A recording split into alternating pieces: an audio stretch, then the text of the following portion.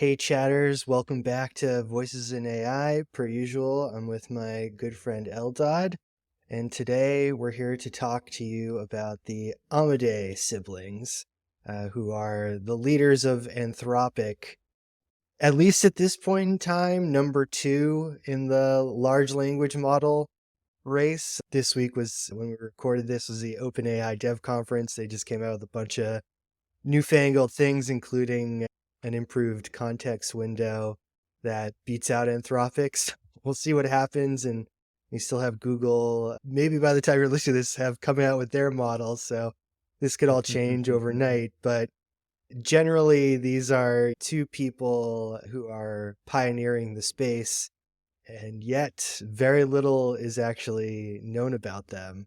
Just to start, I'd be curious, Eldad, what is the sense that you get from these two, from the little you've been able to look at, slash, I know you use Claude, Anthropic's bot, so I'd just be curious generally to hear your thoughts about that bot versus maybe some of the other ones you've tried. Yeah. Let's start with that second part. I'm a fan of Claude. Yeah, there's something just more human in its output and how it writes its writing style naturally without even needing to push and tweak. Is a bit more short, concise, and really, again, the word human. And it's not as formal and so forth. For marketing purposes, for content purposes, Gen AI that's coming out of Claude, in my mind, is much more usable, less editing's needed, and so forth. They, the siblings, I think it's a lovely story, right? They're 4 years apart, from what I can pick up in some of the readings. She's obviously the younger one and really effusive about supporting her brother. She sees him as one of the real true visionaries within the field. They both came out of OpenAI, which I think is important, right? That they are familiar not only with their competition, but the mission that they set forth for Claude, Anthropic, is a bit different. She had three H's in one of these articles I read. Helpful, honest, and harmless. And I thought that's a nice way to describe it. The marketer in me was like, I don't know if I would say harmless. It's aspirational. Yes. Yeah. No, but as soon as you throw in something that has that kind of connotation of a negative, Mhm. yeah, you're like, is the tool really going to be that good? It is from what we're seeing nowadays. But yeah, their story's interesting and hers especially.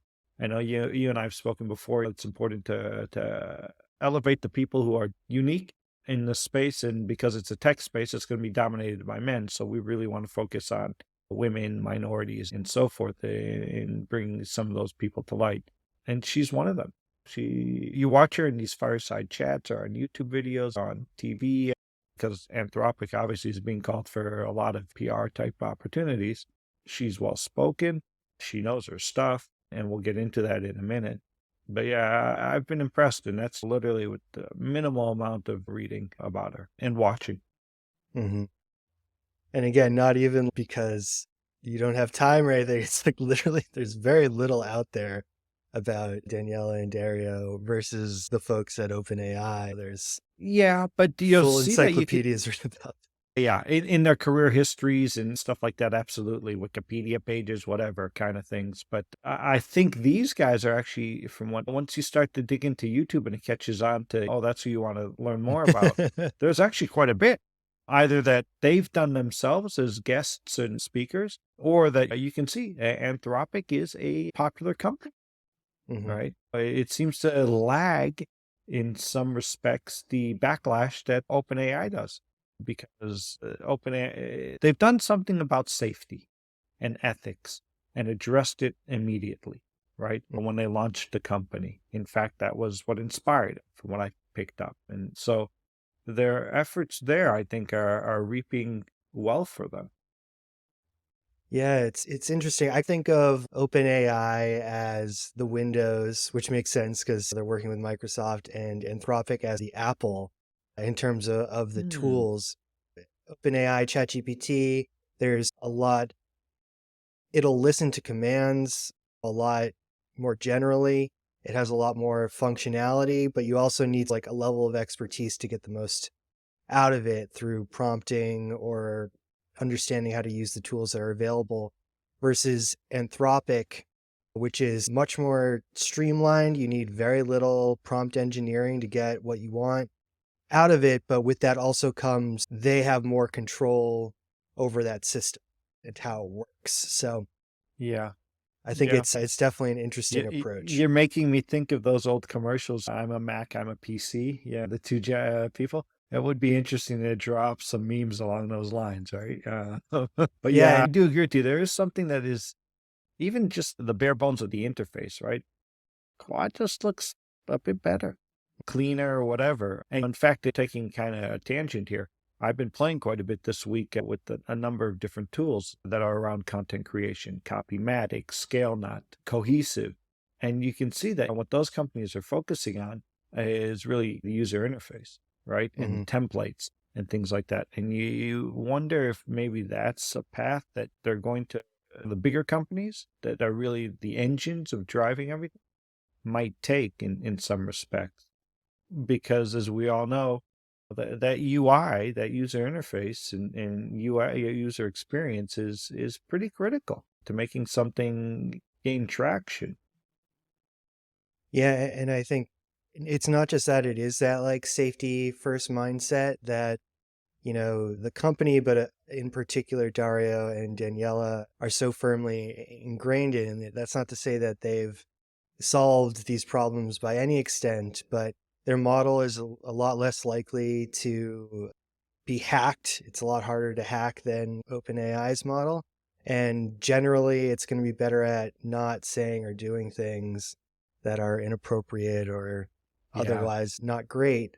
And a lot of that has to do with the way they trained it, which is a method that they call constitutional AI, which is essentially it has this trained on a set of principles like the UN human rights and general human rights, so that it's going to be less likely to respond or do things that are potentially harmful. Yeah, the constitutional AI is impressive, right? But I don't know if I picked up on it incorrectly, but it seems that you can actually add to it or tweak it to be what you want it to be at times.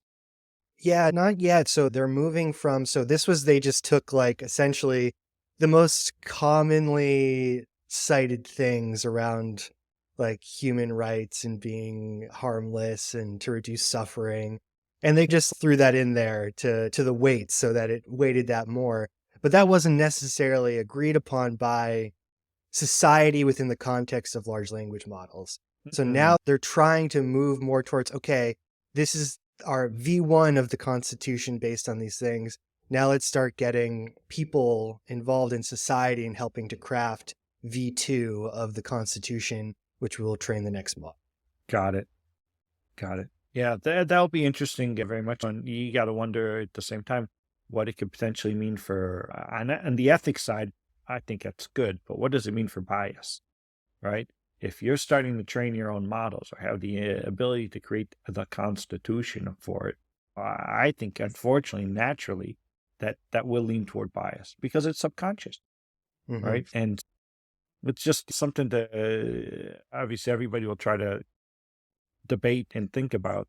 It's a necessity. Yeah, I think from our chats, we both are very much about kind of everything that AI does has got to be monitored. I'm not necessarily saying regulated. I think there will be some room for that. But let's not explore that topic. But we, even when we talk with friends and family and try and help them with their prompt engineering, we always speak as synth minds and the individuals within it as the fact that it's a co-pilot. You cannot trust everything it says because of hallucination, but also because you're going to need to edit. You're going to need to banter, as you've Hmm. taught people in the scribe method. Hmm. Yeah, it's interesting too because in particular, Anthropic has a big focus on something called mechanistic interpretability. Have you heard that term before? Have any idea what it is? No, that's a So new one for imagine me. you're a brain scientist, right? You're trying to understand how the brain works, both on the gross level, so parts of the brain where they do, but also the granular neural circuit level. It's the same idea with these large language models. We call them black boxes because when we look inside them and we say input and we get output, we have no clue how it got from one to the other. which comes back to the bias and all these other harmful things where if we can't understand how it's getting from point A to point B, it becomes very difficult to reduce potential for harm. So they do a lot of research on mechanistic interpretability, which like Hmm. no one was doing essentially before this year and still not nearly enough people. But the way to think about it and the way Dario thinks about it is it's not like we're going to be able to like understand fully necessarily every little thing that's going on in these neural circuits. But the idea is, can we look at a model like it's a brain and see where parts of it might not be working the way we want them to work? For Mhm. example, imagine you're studying the brains of sociopaths, right? The brain of a sociopath is going to look different than the brain of your average person who's not a sociopath. And we can actually do that, right? We can look in the brain and say, okay, these areas aren't firing right. There's less activity here. It's likely that you are a sociopath. Right. So we want to get to the point where we can do like an fMRI of the language models to be like, oh, this language model has sociopathic tendencies because we're seeing activation in these different areas in these different ways. That helps us to understand how to better like guide and steer these models. So Yeah. I really appreciate them putting that stick in the ground. And what's interesting there too is that they have a model of investment which pushes for the incentives to not be completely corrupted, whereby if you invest in Anthropic, you essentially have to agree to their terms. Like Yeah. they get to decide how they do things no matter what the investors are doing, which is an incredible amount Yeah. There's of power, but in a really positive way. Again, it's not going to solve everything, not by any extent, but it does reduce a little bit of that pressure to sacrifice safety for capabilities so that they can, if they want to be like, okay, we need to pause, we're starting to see some capabilities emerge which we think are harmful. We need to go back to the research table to figure out how do we deal with this. They can do that versus someone like Google.